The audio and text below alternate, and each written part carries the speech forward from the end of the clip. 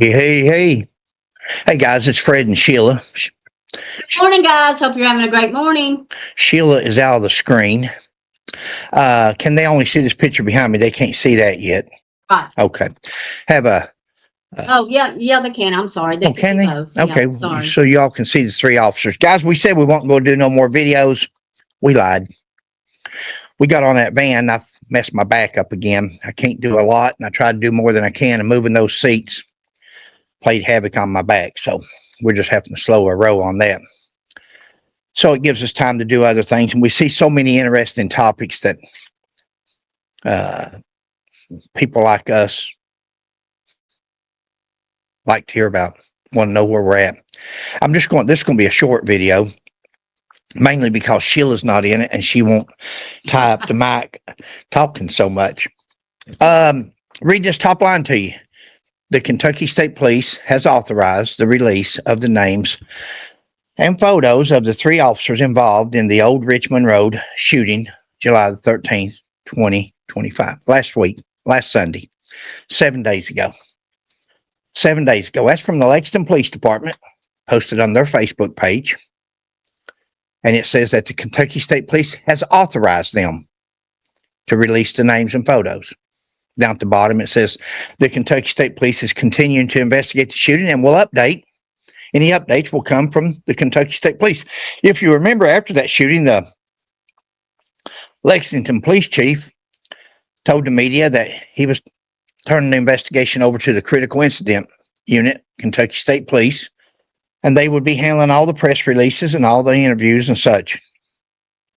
Well, this is 7 days later, and they've already named the three officers that was involved in the shooting of the house fella that shot the two women and two men at the church.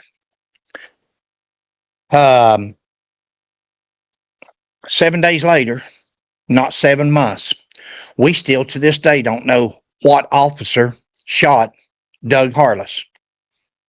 We don't know to this day what officer shot Doug Harless. We don't live in that area. Maybe there's a rumor, maybe the people around there know, but we don't. Not that it would make a difference, but it would be transparency.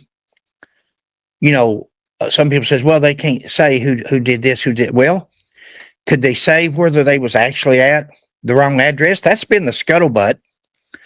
That's been the rumor for 7 months now, that they went to the wrong house. They went to 511 instead of 468. Could we not get confirmation or denial on that? Either they went to the wrong house or they didn't. That would be something. That would be a start. That would have been a start 7 months ago. I'm going to rush this video along, guys. If you look at the bottom there, you'll see three officers. My other question is, or mine and Sheila's question, we talk, I just speak out. Sheila and I discuss a lot of things, and Sheila brings up some good points as we're talking, but we made a point in our first video way back. There was 4, 5, 6 officers on that porch that night when they were kicking Doug Harless's door down. But only one officer, from what we can understand, shot. Why? When you've got these guys in close proximity to each other, they're going in as a unit, fire team, squad. They're all right there together. They're all seeing the same things. Why did only one of them perceive a threat, what he thought was a threat, and he shot and killed? I've heard as many as 6 or 7 shots from a rifle. 6 or 7 rounds from a rifle at a man that's within 10 feet of you. 1 round, 2 rounds didn't do it. 6, 7 rounds. Could be wrong. But see, I have the right to be wrong because we've not been given no information. So all a person can do is speculate and use rumors, what we've heard. They could have cleared a lot of this stuff up over the time. They did this one in less than 7 days. They've already put out a release and have pictures of the officers. And this was from the Kentucky State Police, the ones that said they don't comment till the investigation is over, until everything's finished, until they did there. Now, my question back to that point is, why did only one officer shoot or perceive a threat in London, Kentucky? These three officers all shot at the same time. All three officers here perceived the threat from Mr. Guy House. Guy House. Guy House was the suspect. I ain't gonna say victim. He's a victim of his own self. I think he was a suicide looking for a place to happen. I think he knew how he was going out, and that's what he wanted. So they obliged him. But all three of them perceived the same threat. Why is it that there was 4, 5 officers, 6 officers on that porch, but only one person shot? Did that one person, guys, I've been working on a trailer hitch. Only one person perceived a threat. The other ones didn't. That's funny. That's not funny. There's nothing about this case. Nothing about this case is funny, but it's peculiar. It's peculiar that all these officers were in a close formation going in that door. Only one of them saw a threat. Of course, there was no body cameras. Of course, nobody asked the state police to go with them. They didn't ask the London Lowell County Sheriff's Department to go with them. One department show. Been nice if the state police or somebody would have been with them that would have been within the law and had cameras, which state police, even if they got cameras, they'll tell you in their open records report, nobody had cameras on them. When an officer himself states that he had a camera on, but he dropped his camera and put it in his pocket. That's on another case that I'm upset over. But 7 months later, guys, we still haven't heard nothing on Mr. Doug Harless. I'm not going to harp on it. It's sad that this is like is it Charles Dickens that wrote The Tale of Two Cities when you was in school and you studied The Tale of Two Cities? This is The Tale of Two Cities. You've got Lexington, Kentucky. You've got London, Kentucky. 35, 50 miles from each other. And state police, the same agency, the same critical incident unit with the Kentucky State Police investigating both. But yet we've got 2 different outcomes. Thank you, babe. I couldn't come up with the word. Outcome. 2 different outcomes. Yeah. One says we can't talk about it, won't talk about it, ain't going to talk about it, not talked about it in 7 months. And the other one within 7 days. Probably with a lot less time than that. They've been talking. But thanks, guys. That's all we got. Sheila, you got anything? Do you want to play the video? Oh, yeah. Play that news footage. Play that beautiful news footage. I forgot about that. Yeah. Just a short video from the news if you guys haven't seen it yet. Evening, and thank you for joining us. I'm Allie Root. We now know the names of the 3 Lexington police officers who reportedly shot the man accused of going on a shooting rampage on Sunday.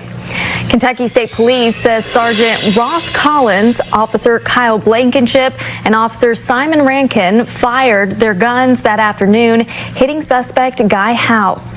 House is accused of shooting and injuring Trooper Jude Remillion on Terminal Drive before stealing a car and driving to Richmond Road Baptist Church, gunning down Beverly Gum and Christina Combs and injuring 2 others.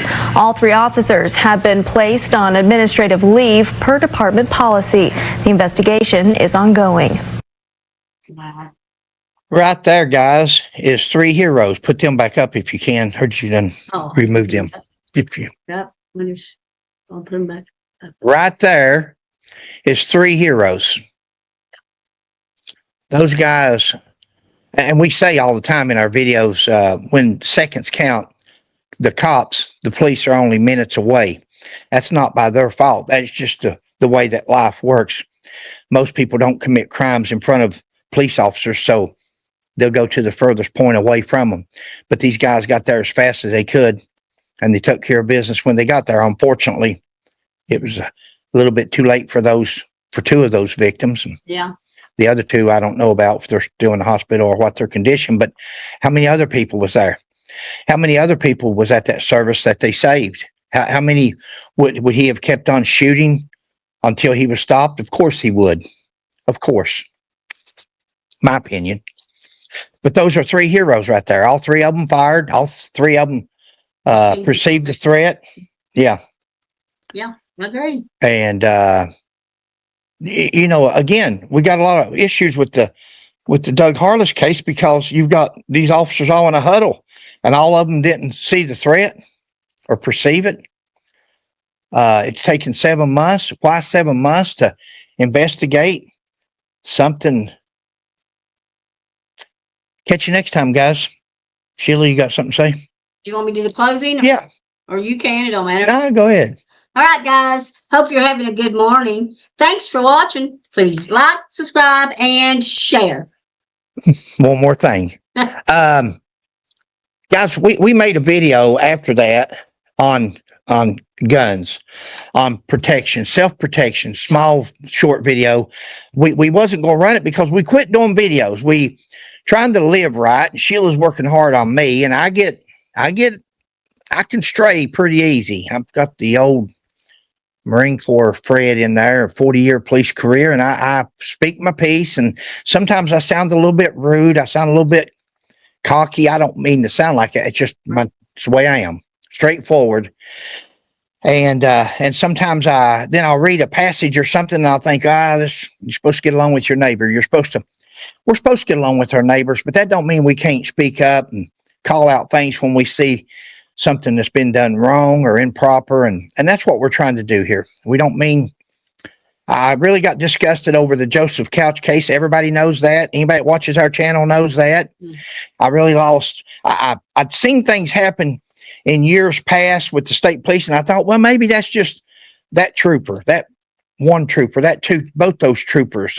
Maybe that was just that. And it's a case similar to the Doug Harless case. That's why this case is so dear, and someday we'll discuss it. But it's similar to the Doug Harless case and how everything took effect over the weed eater and maybe some personal favoritism going on there. Who knows? But if it is, I know of another case that happened like that. That really, and I thought, well, that was just those troopers. Well, I'm seeing now that it's not. It's a pattern.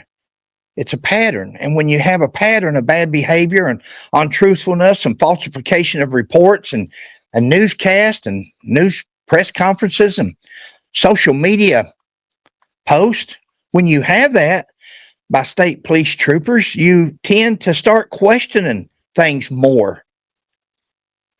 Catch you on the next one. Thanks. God bless.